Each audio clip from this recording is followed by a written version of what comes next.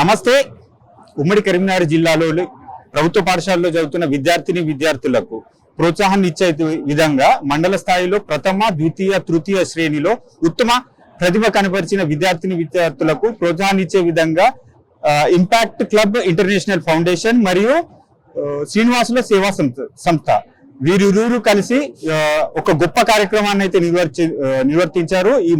ఈ కార్యక్రమానికి ముఖ్య అతిథిగా సుందరేశ్వర శివాలయం చిలుకూరు ప్రధాన అర్చకులు సురేష్ ఆత్మారాం గారు ఉన్నారు. గురుజీ నమస్కార్. జై శ్రీరామ్, జై హనుమాన్. చెప్పండి, ఎలా ఉంది ఈ కార్యక్రమం గురించి చెప్పండి. అత్యంత అద్భుతమైన సంకల్పం అండి. మనకి చెప్తారు తన్మే మన శివ సంకల్పం వస్తూ అని. మామూలు సంకల్పం కాదు. ఎవరైతే ఇప్పటిదాకా టీచర్ల అదుపులో ఉండి, తల్లిదండ్రుల అదుపులో ఉండి 10వ క్లాస్ దాకా అద్భుతమైన మార్కులతో పాస్ అయ్యి తర్వాత బయట ప్రపంచానికి వెళ్తారండి. ఇంటర్మీడియట్ 2 సంవత్సరాలు, డిగ్రీ 3 సంవత్సరాలు, 5 సంవత్సరాలు వాళ్ళు ఒక రకంగా అదుపు లేని ఒక చిన్న పరిస్థితి ఏర్పడుతుంది. అలాంటి దాన్ని ఇక్కడ పిల్లల్ని కూర్చోబెట్టి వాళ్ళ లక్ష్యం ఏంది అది ప్రధానంగా వాళ్ళకి తెలియజేయడం జరిగింది. మీరు ఇప్పటిదాకా ఏదైతే సాధించారో అలాంటి సాధన భవిష్యత్తులో కూడా మీరు సాధించి తీరాలి. మీ తల్లిదండ్రులకు, మీకు విద్య గురువులకు మీరు గర్వకారణంగా ఉండాలి. అలాగే ఈ సమాజానికి, మీ గ్రామానికి, మీ కుటుంబానికి, దేశానికి మీరు అత్యుత్తమంగా పనికొచ్చే విధంగా ఉండాలని ఈ ప్రతిభకి పట్టాభిషేకాన్ని ఏర్పాటు చేసి కేవలం 10th క్లాస్ లో పాస్ అయ్యారు ప్రతిభ పట్టాభిషేకం మాత్రమే కాదు, దీన్ని గుర్తుపెట్టుకున్న విద్యార్థులు ఇంకా మేము తగ్గకుండా ఇలాగే ముందుకెళ్తామన్న మనోధైర్యాన్ని కూడబెట్టుకోవడానికి ఈ కార్యక్రమం. ఒకటి చెప్పండి గురువారు, కొండగట్టులో గిరి ప్రదక్షిణ మీరు ప్రారంభించారు. సో నేటి సమాజంలో సనాతన ధర్మం పైన కావచ్చు, ఈ భక్తి పైన కావచ్చు, సమాజం ఎలా ఉంది? గతంలో లెటర్ రాసేవారు, దాని స్థానంలో టైప్ రైటర్ వచ్చింది, తర్వాత కంప్యూటర్ వచ్చింది, తర్వాత అందులో గూగుల్ వచ్చింది, తర్వాత ఇప్పుడు present chat GPT, artificial intelligence వచ్చింది. సో నేటి సమాజానికి భక్తి పట్ల, సనాతన ధర్మం పట్ల మీరేం చెప్పాలనుకుంటున్నారు? ఎంత టెక్నాలజీ పెరిగినా మీ సెల్ ఫోన్ లో ఆ రాగి చిప్ లేకపోతే సిగ్నల్స్ అందుకోరు. అలాగే సమాజానికి దేవాలయం అనేది అద్భుతమైన శక్తి కేంద్రం. ఈరోజు కూడా అలాంటి శక్తి కేంద్రమైన దేవాలయాన్ని ముఖ్యం చేసుకుని ఖర్చు లేకుండా హిందువులు ఎట్లా కలవాలని ఒకే ఒక్క ఉద్దేశంతో మనం గిరిప్రదక్షిణ ప్రారంభం చేశాం. ఇది నిజానికి ఎవరిని బొట్టు పెట్టి పిలవలేదండి, కానీ ఒకళ్ళు తెలిసి హిందూ ఒకటిగా కదులుతున్నాడు. ఇక్కడ ప్రాబ్లం ఏంటంటే హిందూ మంచోడు, సామరస్యంగా ఉంటూ అందరిని హక్కును చేర్చుకుంటాడు.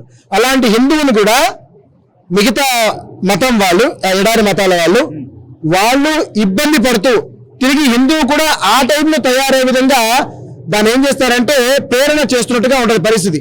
ఇది హిందుత్వానికి కూడా మంచిది కాదు. కానీ ఏమి చేయలేని హిందూ తిరగబడే మనస్తత్వంతో ఖచ్చితంగా ఉన్నాడు. ఇది మంచిది కాదు. కాబట్టి మిగతా ఎడారి మతాలు కూడా కాస్త జాగ్రత్తగా ఉండగలిగితే ఈ దేశం సుభిక్షంగా ఉంటుంది.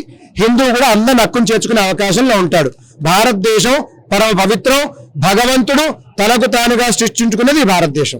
టెక్నాలజీ పెరిగింది అంటే 10 సంవత్సరాల నుంచి పిల్లానికి ప్రతి ఒక్కరి చేతిలో మొబైల్ వచ్చేసింది. సో కుటుంబ వ్యవస్థ ఎలా ఉంది అంటే ఒకరే ఇంట్లో ఒక 5 నుంచి 10 మంది వ్యక్తులు ఉన్నా గానీ ఒకరినొకరు మనసు విప్పి మాట్లాడుకోలేని పరిస్థితి. చాలా మంచి ప్రశ్న అండి. నిజానికి ఈ ప్రశ్నకి మీకు 100కి 100 మార్కులు వేయవచ్చు. ఇప్పుడున్న సమాజంలో మేము చేస్తున్న పని అదేనండి. కుటుంబ వ్యవస్థ భారతదేశానికి మూలం. ఎంత అద్భుతం అంటే తాత, నానమ్మ, అమ్మమ్మ, అత్తయ్య, మామయ్య, బాబాయి, పిన్ని, అమ్మ, నాన్న, బావగారు, అక్కయ్య, ఎంత దివ్యం. ఒక్కసారి కుటుంబానికి ఏదైనా కష్టం వస్తే అలా అందరూ పరిగెత్తుకొచ్చి పక్కనే కూర్చొని ధైర్యం ఇస్తే ఆ ధైర్యం మామూలుగా ఉండేది కాదు. ఇప్పుడు ఎందుకో తెలియదు, అన్ని క్షణంలో అందరికీ బైకులు, కార్లు అయిపోయినాయి. వివాహ ముహూర్తాలకు వస్తున్నారు, అక్షతలు భోంచేసి వెళ్ళిపోతున్నారు. మేమున్నామని చెప్పడానికి కూడా వీళ్ళకి ఇబ్బందికర వాతావరణం.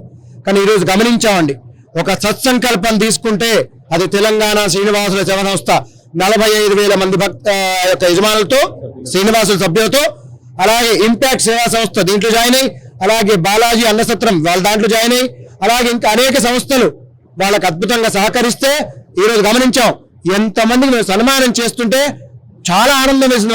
ఇంతమంది కలిసి పనిచేశారా? హిందుత్వానికి ఏమి జరగదండి. ఒకళ్ళు తొలగిపోతే ఇంకొకరు జాయిన్ అవుతున్నారు, ఇంకొకరు పక్కకెళ్తే ఇంకొకరు మేము రెడీగా ఉన్నా ఉంటారు. కాబట్టి ఈ భారతదేశాన్ని అద్భుతంగా ముందుకు తీసుకెళ్తారు. నిస్సందేహంగా మాకు నమ్మిక కలుగుతోంది. జై శ్రీరామ్. రాష్ట్రాలు విడిపోయాయి, ప్రభుత్వాలు మారుతున్నాయి, కానీ వరుసగా హిందూ దేవాలయం పైన దాడులు జరగట్లేదు. దాడులకు కంటిన్యూగా జరుగుతున్నాయి. సో ఇటీవలే RSS శతాబ్ది ఉత్సవాల్లో భాగంగా ప్రతి పల్లెల్లో హిందూ సమ్మేళనాలు నిర్వహించారు. సో దాని ఇంపాక్ట్ ఎలా ఉండబోతుంది? హిందూ సమ్మేళనాలు చాలా అవసరం, చాలా చాలా అవసరం. కేవలం ఆర్ఎస్ఎస్ శతాబ్ది ఉత్సవాల్లో భాగంగా జరుగుతున్నాయి, అది నిజమే.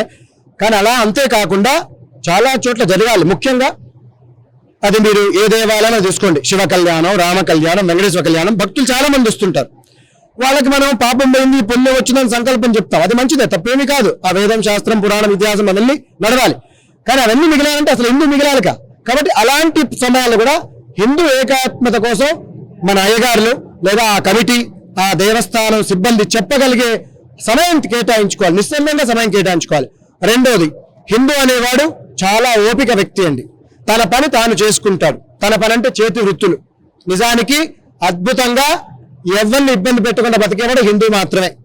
అలాంటి హిందువులు కుటుంబంతో కలిసి ఉండి నిజంగా ఇలా హిందూ సమ్మేళనాలు చేసుకుంటూ సమాజంలో బయట ఏం జరుగుతుందో తెలుసుకుంటే తప్పకుండా ప్రతి ఒక్కరు రియాక్ట్ అవుతారు. అప్పుడు ఈ దేశం ఇంకా సురక్షితంగా ఉంటుంది. నేను మిగతా మతాలు చెప్పినట్టు మీరు కొట్టండి, మతం మార్చండి, చంపండి అని చెప్పను, కానీ హిందూ మాత్రం ఇప్పుడు మేల్కోవాల్సిన సమయం ఆసన్నమైంది.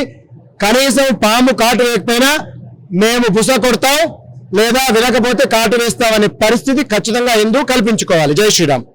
దాడులు ఎప్పుడు ఆగిపోయే అవకాశాలు ఉంటాయి అంటారు? ఇప్పుడు వరుసగా జరుగుతున్నాయి దాడులు, దానిపై నిస్సందేహంగా తప్పకుండా దాడులు జరగవండి, జరగకూడదు కూడా. అది వేరే ఏ మతం వారైనా ఈ హిందువుల పైన అలాంటి క్రౌరమైన మనస్తత్వంతో ఉండడానికి అవకాశమే తీసుకోకూడదు. మీరు తీసుకుని దానికి రియాక్షన్ చాలా ఉంటుంది. ఎందుకంటే శుంభ నిశుంభాది దైత్యులు అంటాం. దుర్గా అమ్మవారు సమాధానం ఇచ్చారు, రావణాసుడు అంటే రాముడు సమాధానం ఇచ్చాడు, కంసుడు అంటే కృష్ణుడు సమాధానం ఇచ్చాడు, మరి మొన్నటికి మొన్న ఛత్రపతి శివాజీ సమాధానం ఇచ్చాడు. సమాధానం ఇస్తూనే ఉంటారు, ఖచ్చితంగా ఇస్తారు. మీరు జాగ్రత్త వహించకపోతే మీరు మాత్రం సమూలంగా నాశనం అయ్యే పరిస్థితి ఉంటుంది. హెచ్చరిక. జై శ్రీరామ్. చివరిగా చెప్పండి, హిందూ సమాజానికి మీరు ఏం చెప్పాలనుకుంటున్నారు? హిందూ సమాజం చాలా బాగుందండి, దానికి చెప్పాల్సిన పని లేదు. హిందూ సమాజం తనలో తాను అద్భుతం. ఎందుకంటే వ్రతాలు, నోములు, పూజలు ఇలాంటి విశేషమైన క్షేత్రాలు దర్శనం చేస్తూ అంతేందుకంటే అమర్నాథ్ యాత్రకు పోతున్నారు. ఎవరిని బతికించట్లేదండి అక్కడ.